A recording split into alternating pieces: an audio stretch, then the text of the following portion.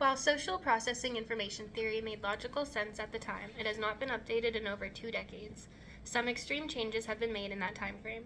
One of the most notable being the cell phone. Those little devices in our pockets are so psychologically powerful that they don't only change what we do, they change who we are. I did not account for cell phones at the time of developing my theory, but I do believe that given the opportunity for sufficient exchange of social messages and relational growth, people can have relationships that may be even more satisfying than in-person communication. The issue that smartphones and social media has brought up is that it is changing the way we interact in general. One study found that there was a 40% decrease on standard tests of empathy among college students since the rise of social media. If people are learning to be less empathetic and are constantly distracted by their phone in person interactions, how will they have the skills to develop meaningful relationships online? History supports social information processing theory and the adaptation people have when communication methods change.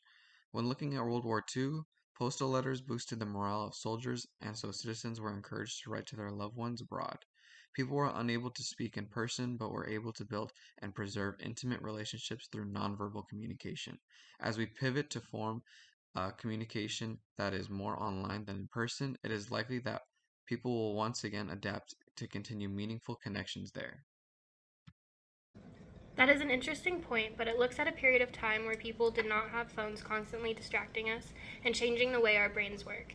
Having a phone in your hand or on a table, even when turned off, can tug us away from thoughtfully discussing, genuinely loving, or actively listening. Our phones are always with us. I even sleep with my phone next to my pillow.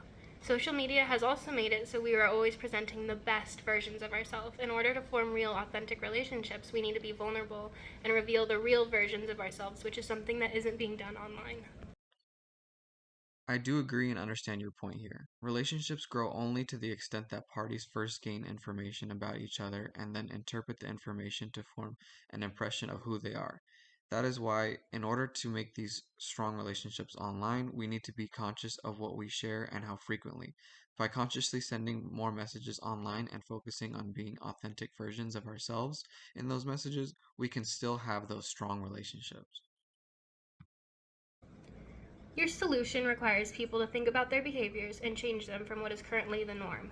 I agree that consciously thinking about how you communicate online can help improve those online relationships. It isn't going to be a strong enough influence to combat the way cell phones and social media has taken over and changed the way we communicate and think. Well, you present some interesting points. The world has drastically changed since I came out with this theory, and as you pointed out, it may need some updates.